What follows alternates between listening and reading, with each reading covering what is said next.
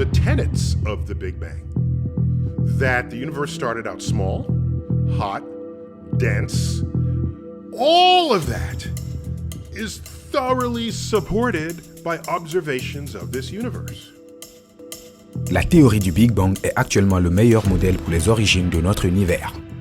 Les astrophysiciens ont montré que la théorie correspond exactement aux phénomènes observés dans l'espace depuis plusieurs décennies tels que le rayonnement de fonds résiduels et les abondances élémentaires. Il s'agit d'une base solide qui nous aide à comprendre comment l'univers a vu le jour il y a 13,7 milliards d'années. Selon la croyance dominante, tout a commencé avec le Big Bang.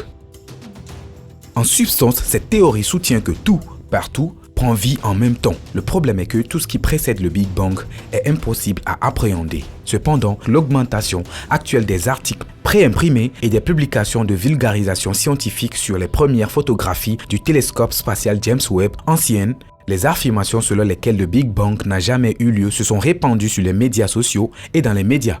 Un expert affirme que les photographies du JWST génèrent une panique parmi les cosmologistes, c'est-à-dire ceux qui étudient les origines de l'univers. Quelles sont les images les plus récentes du JWST? Comment ces images suggèrent-elles que la théorie du Big Bang était factuellement incorrecte? Examinons les preuves présentées par le télescope spatial James Webb. Le lancement du télescope spatial James Webb l'année dernière a suscité beaucoup d'enthousiasme. Le JWST, le télescope le plus avancé et le plus coûteux jamais construit, est maintenant en service et a le potentiel de transformer complètement et fondamentalement l'astronomie par une seule découverte. Les avantages potentiels du JWST l'emportent largement sur les risques liés à son lancement. Aucun autre instrument scientifique ne s'est montré aussi prometteur pour faire progresser la compréhension de l'univers par l'humanité.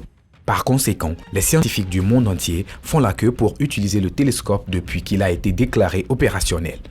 Aucun d'entre eux, cependant, n'était préparé à l'une des découvertes les plus choquantes du télescope.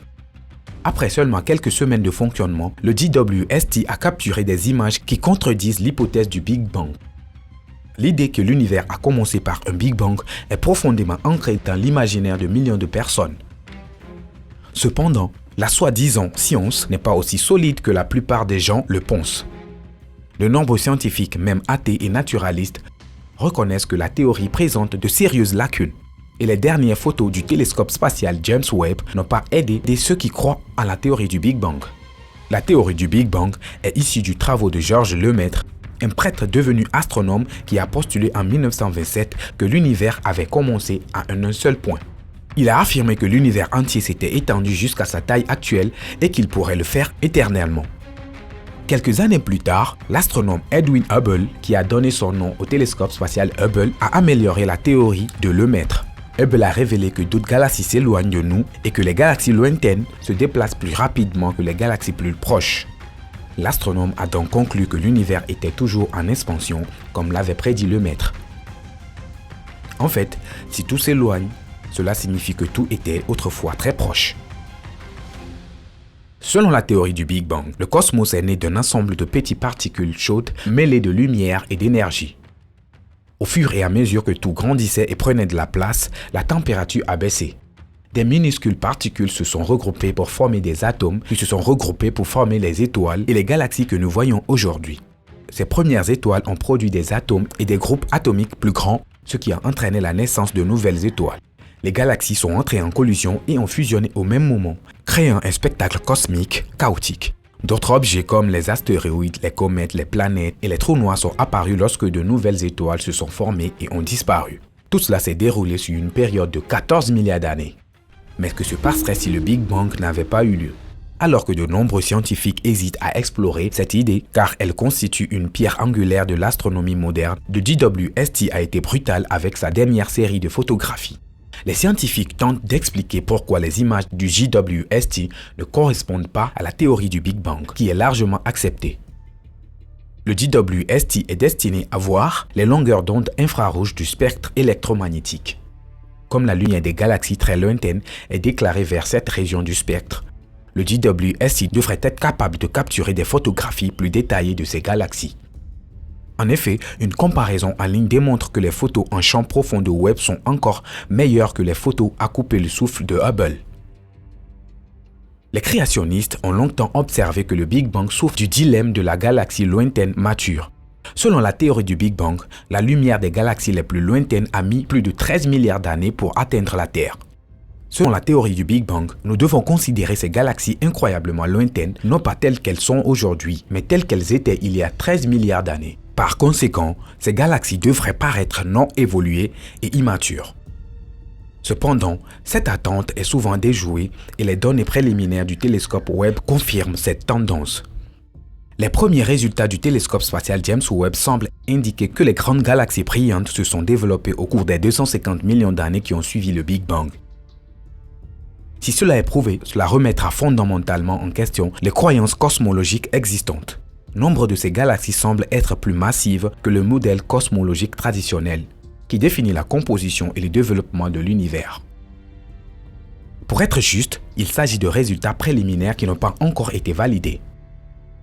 Mais ils suscitent évidemment l'inquiétude des théoriciens du Big Bang. Cela m'inquiète légèrement que nous trouvions ces monstres galaxies dans la première image, a déclaré le cosmologiste Richard Ellis de l'Université College London. Cela va bien au-delà de ce que les modèles prévoyaient, a déclaré Garth Illingworth de l'Université de Californie à Santa Cruz. Les images du DWST présentent un défaut. Elles montrent un nombre anormalement élevé de galaxies lisses, compactes et anciennes. Cela semble contredire la théorie du Big Bang, mais pourquoi? Considérons le point de vue trop étroit. Si le cosmos est en expansion, nous assistons à une étrange illusion d'optique. En réalité, les galaxies et autres objets spatiaux naturels ne semblent pas diminuer en taille apparente à mesure que l'on s'éloigne d'eux. Leur taille devrait augmenter de façon exponentielle à partir d'un certain seuil. Considérez ceci, ils se sont rapprochés alors que leur luminosité apparente a diminué. Cela contraste avec l'apparence des choses dans l'espace non expansif, où la distance a l'effet inverse et où les objets semblent plus petits à mesure qu'ils s'éloignent.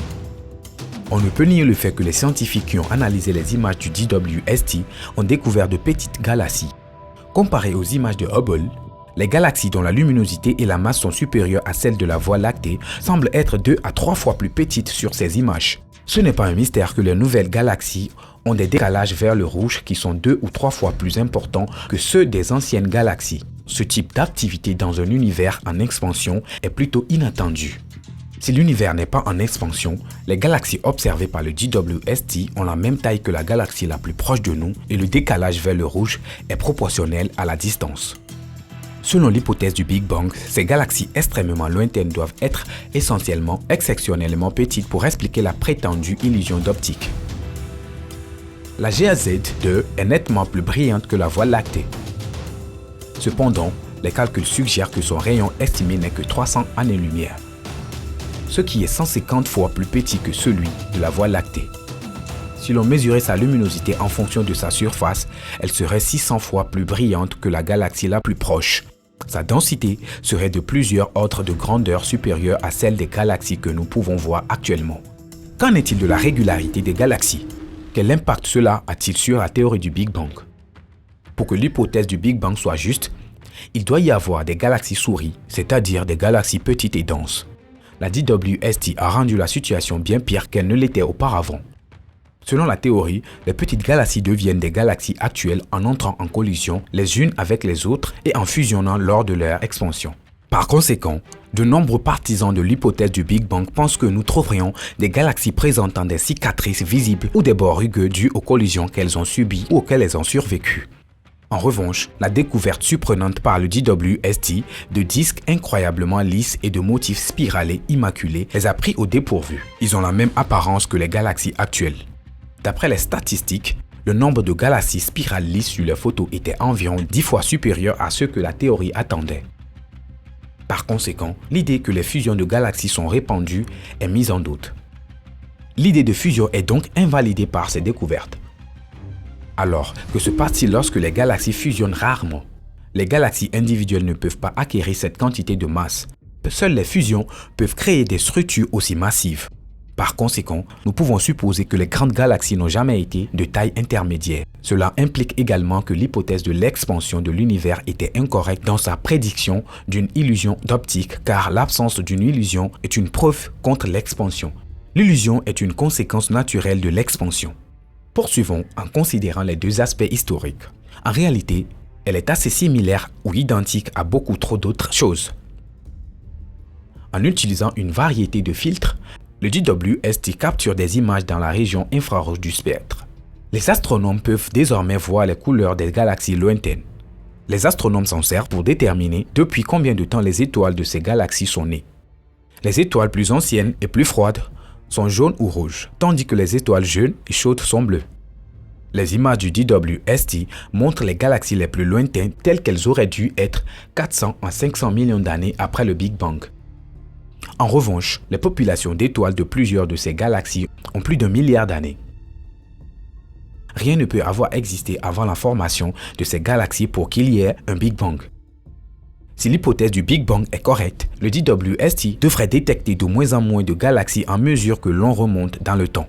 Il finirait par cesser de surveiller les galaxies lointaines ou par connaître une période d'obscurité cosmique.